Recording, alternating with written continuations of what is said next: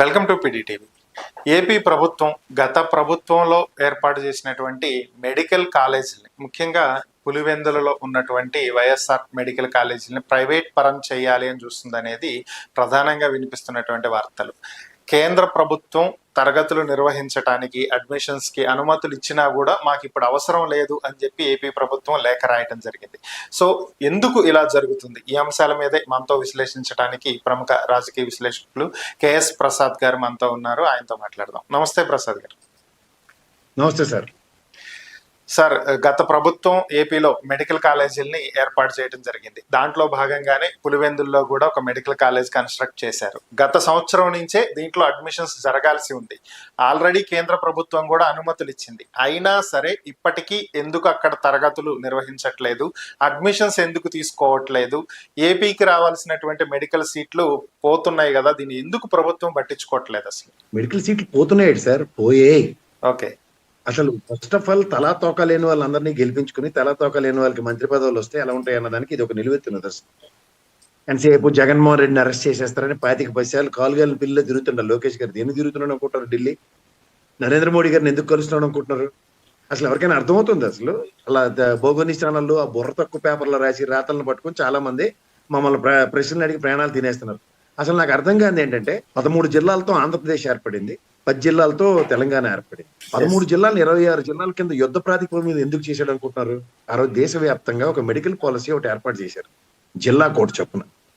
అక్కడ 17 మెడికల్ కాలేజీలకి నాంది పలికిన జగన్మోహన్ రెడ్డి కేంద్ర ప్రభుత్వం అనే అగ్రిగేట్ ఒక బృహత్తర కార్యక్రమానికి తెరలేపింది. దగ్గర 1000 కోట్లు అన్న దగ్గర 250 crores దగ్గర గ్రౌండ్ చేసింది సార్. ఈ 250 crores తో మనం 17 మెడికల్ కాలేజీలకు గాను 5 కాలేజీలు జగన్మోహన్ రెడ్డి గారి గవర్నమెంట్ లోనే గ్రౌండ్ అయిపోయి. మీరు మనకి 13 జిల్లాలకు సంబంధించిన ఒక ఎగ్జాంపుల్ ప్రజలకు అర్థమయ్యే భాషలో చెప్పాలంటే, విశాఖ జిల్లా కేజీహెచ్ హాస్పిటల్, అలాగే గుంటూరులో జీజీహెచ్ అంటారు, మీకు తెలుసు కదా, గుంటూరు మెడికల్. అలాగే మీకు రిమ్స్ కడపలో, అలాగే తిరుపతిలో కూడా రిమ్స్, ఇవన్నీ మనకి తెలుసు కదా సార్. జిల్లా ప్రాథమిక హెడ్ క్వార్టర్స్ కి సాధారణంగా డిస్ట్రిక్ట్ ఒక గవర్నమెంట్ హాస్పిటల్, పెద్ద హాస్పిటల్ అంటాం మనం, అవునంటారా కదంటారా? ఈ పెద్ద హాస్పిటల్ విశాఖ చరిత్రలో కేజీహెచ్ కున్నంత ఎక్విప్మెంట్ ఈ రోజు ఏ హాస్పిటల్కి ఉండదు.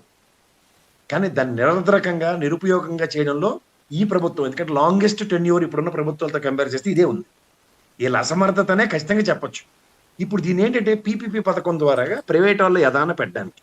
ఇప్పుడు నారాయణ లాంటి బిజినెస్ మ్యాగ్నెట్ ఉన్నాడు అనుకోండి, ఎంతసేపు ప్రైవేటీకరణ పట్ల ఆసక్తి చూపిస్తారు. వాళ్ళకి ఏంటంటే అప్పనంగా మెడికల్ కాలేజీల సీట్లు అమ్ముకోవడం, అప్పనంగా అబ్బడమబ్బడిగా డబ్బులు సంపాదించడం అలవాటు అయిపోయినప్పుడు బంగారు బాతుకుంటు కదే. ఒకే రోజు పేక్ కోసేస్తే ఉంది, ఆ లోపల గుడ్లు ఉన్నాం అనుకోని భ్రమకి రోజు పెట్టే గుడ్డు పోయినట్టే కదా. ఇప్పుడు మనకి గత ప్రభుత్వంలో మీరు చూసుకుంటే కడపకి దగ్గర ఎన్ని కోట్లు ఖర్చు పెట్టారు, ఎలాంటి కాలేజ్ కట్టారంటే మా హైదరాబాద్ సెక్రటరియట్ తలదన్నే బిల్డింగ్ కట్టారు with all equipments and amenities. అలా నంద్యాలలో ఆ శిల్పారావు గారు ఎన్ని తిప్పలు పడి దానికి శాంక్షన్స్ తెచ్చుకున్నాడు సార్. ఆ కాలేజీకి ఎన్ని అల్లర్లు పెట్టారు ఈ అపోజిషన్ పార్టీ వల్ల. వ్యవస్థల చేతిలో ఉన్నాయి కాబట్టి ఇవన్నీ అధిగమించి నంద్యాల కూడా స్టార్ట్ అయింది, అందులో అడ్మిషన్స్ కూడా అయ్యి. ఈసారి తృణప్రాయంగా 780 సీట్లు వదిలేశారు, ఏమీ కాకుండా మాకు అక్కర్లేదని. దీనంతటికి కారణం ఏంటి? ఈ ఆరోగ్యశ్రీని కూడా ఇవాళ మీరు చూస్తే, మీరు ప్రైవేటీకరణ అంటే ఇన్సూరెన్స్ కంపెనీలతో టైఅప్లు చేస్తున్నారు. ప్రభుత్వం విద్య, వైద్య, ఆరోగ్యం కాకుండా ప్రతిదాన్ని బిజినెస్ మాడ్యూల్లో చూస్తున్నప్పుడు వచ్చే ఉపద్రవాలు ఎలా ఉంటాయి? ఆ రోజు జగన్మోహన్ రెడ్డి ఉత్తినే చెప్పలే క్లాస్ వార్ అని. అణగారిన వ్యవస్థని అణిచివేయడానికి పెత్తందారీ వ్యవస్థ చేసే దాష్టికానికి ముందు నుంచి చెప్తే వాడికి నచ్చదు. దురాశ దుఃఖానికి చేటుగా అన్నట్టుగా ప్రలోభ పెట్టిన దగ్గర అన్నిటికీ ప్రలోభాలకు లోనైతే ఇలాంటి తలకాయ నొప్పులు తప్పవు. ఒక ప్రాథమిక కర్తవ్యం ప్రజాస్వామ్యంలో ప్రజాప్రభుత్వం ఏంటండి? విద్య, వైద్య, ఆరోగ్యాన్ని పరిరక్షించడం. గత ప్రభుత్వం ఏం చేసింది? విద్యకే పెద్ద పెట్టేసింది. నాడు నేడు స్కూల్ పరివర్తన, English medium, TOEFL and Byju's product education, ట్యాబ్లు ఇచ్చి ఇన్ని అవస్థలు పెడితే ఈ ప్రభుత్వం ఏం చేసింది? ఈ సంవత్సర కాలంలో ఓ సంవత్సరం గాలికి వదిలేసింది అన్నింటి పరిపాలన కూడా.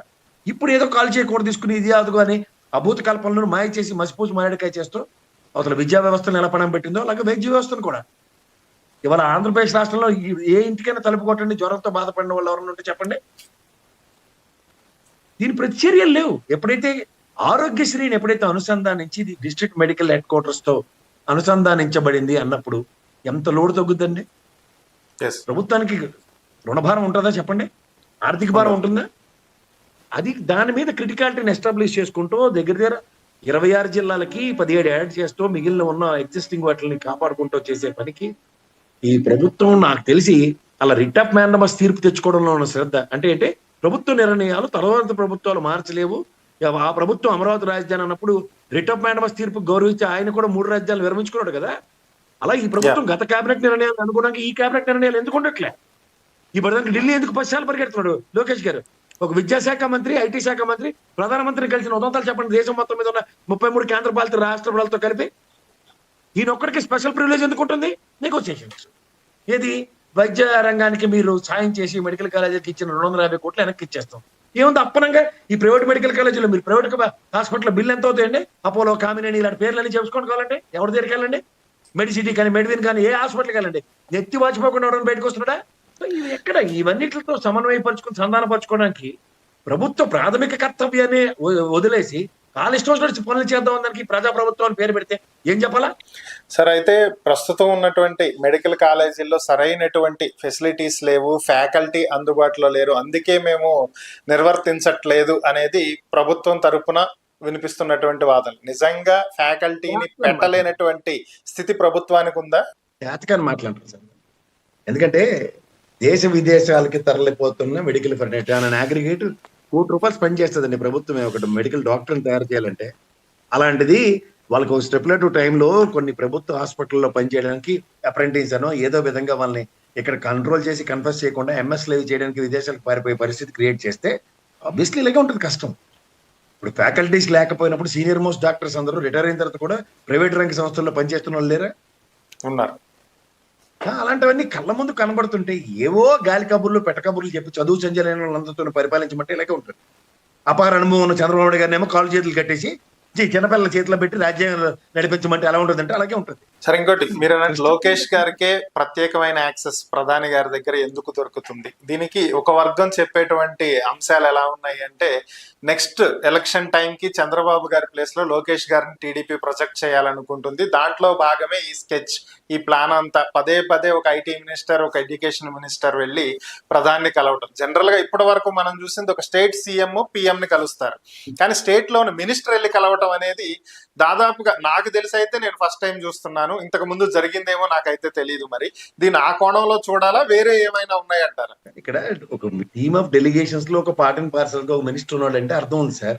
కానీ ఇక్కడ చీఫ్ మినిస్టర్ గారు ఎక్కడ ఉన్నారు, హోమ్ మినిస్టర్ గారు ఎక్కడ ఉన్నారు, వ్యవసాయ శాఖ మంత్రి ఎక్కడ ఉన్నాడు? కానీ వ్యవసాయ శాఖకు సంబంధించిన యూరియా గురించి ఆయనే పోతాడు, అదే ఐటీ హోం మంత్రిని కలవడానికి కూడా ఈయనే పోతాడు. ఈ అనితమ్మ అందరూ దేనికి పెట్టారు? డమ్మీ పుత్రులు లేవు. నేను అచ్చినాయుడు గారు అసలు tallest person, senior most person ఆయన కూడా కాదని వ్యవసాయ శాఖకు సంబంధించిన దాంట్లో వెళ్తే ఎంత వెసులుబాటు ఉందో చూశారు కదా. 10,000 మెట్రిక్ టన్నులు వచ్చింది సార్. 25,000 మెట్రిక్ టన్నులు కాకినాడకు వస్తుందని కూర్చోవాలి మనం. యూరియా వ్యవసాయం మీద అవగాహన ఉన్నోడితో మాడాలి, అవగాహన లేనిడితో మాడాలి.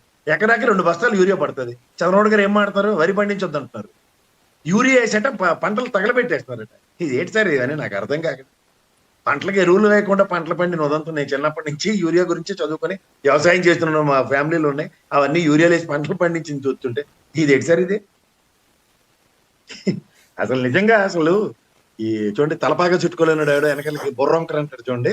ఆ సామెత పర్ఫెక్ట్ యాప్ట్ అవుతుంది. ఇప్పుడు దబాయించుకుని వెళ్ళిపోతే, బుల్డోస్ చేసుకుంటూ వెళ్ళిపోతే ఎవరినైనా భయం పెట్టొచ్చు, ఎవరినైనా బెదిరించవచ్చు అనుకునే కాన్సెప్ట్ లో ప్రభుత్వం నడపడం, అందులో చంద్రబాబు గారు లాంటి స్థాయి కలిగిన వ్యక్తి, చాలా ఆశ్చర్యకరంగా ఉంది. అసలు ఊహకే అందట్లేదు ఏ కోణంలో చూసినా సరే. అసలు ఏదైనా అవకాశం ఉంటే అందిపుచ్చుకోవడంలో చంద్రబాబు గారిని మించిన లేరు. ఆపర్చునిటీస్ ఎదుక్కొని పరిగెట్టే మనిషి, గోల్డెన్ ఆపర్చునిటీ, గోల్డ్ త్రిశూల్స్ లాంటి వచ్చిన మెడికల్ కాలేజీని గాలికి వదిలేసి ఏం సార్ ఇది?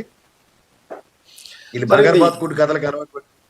ఇది ఈ 5 మెడికల్ కాలేజీలతో ఆగుతుందా, లేదంటే మొత్తం 17 మెడికల్ కాలేజీలు ప్రైవేట్ పరం అయ్యే ప్లాన్ ఏమైనా జరుగుతుందంటారా? ఆబ్వియస్లీ అదే అవుతుంది సార్. ఇప్పుడు పక్కోడికి ఏంటి పప్పున్న వండించి పక్క ఇంకోటికి ఏమో చికెన్ వండిస్తే అడుగుకుంటాడు. ఆడు కూడా నాన్ వెజిటేరియన్ అయితే అలవాటు పడిన ప్రాణం ఏం చేస్తుంది? సో ప్రభుత్వం ఇప్పుడు రైల్వేస్ కూడా చూడండి, ఆ లైన్లు ప్రైవేటైజ్ చేశారు. రిలయన్స్ ఏదైనా పెట్టేస్తున్నారు. ఇదంతా మన డబ్బులతో కట్టినవి. ఇప్పుడు సేమ్ ఇదే మెడికల్ కాలేజీ కేంద్ర రాష్ట్ర ప్రభుత్వాల్లో ల్యాండ్ ఇచ్చి సమన్వయపరుచుకుని అక్కడి నుంచి డబ్బులు తీసుకొచ్చి దాంతో కట్టింది తీసుకెళ్లి ప్రైవేట్ వాడికి ఇస్తామంటే మళ్ళీ పీపీ అంటే మనం దబాయిస్తారు. పీపీ అంటే తెలియదానే. నాకు ప్రైవేట్ మెడికల్ కాలేజీలు అంటే, ప్రైవేట్ మెడికల్ హాస్పిటల్ అంటే నాకు బాగా తెలుసు. మా నాన్నని చంపిన అంతకులు రక్త పిశాచులు నయం వాళ్ళకన్నా. ఎప్పటిమంపడు దోపడియే ఇలా నాడి పట్టుకుని చూసి డాక్టర్ లేడు దేశంలో. ప్రతి ఒడికి స్కానింగ్ ఇవ్వాలి. ఆడ స్కానింగ్ చేస్తే మనకు చెప్పేది నేనే చెప్తున్నా. స్కానింగ్ రిపోర్ట్ చూసి ఓకే ఓకే ప్రసాద్ గారు, ఈ అంశాల మీద మీ విశ్లేషణ అందించినందుకు ధన్యవాదాలు.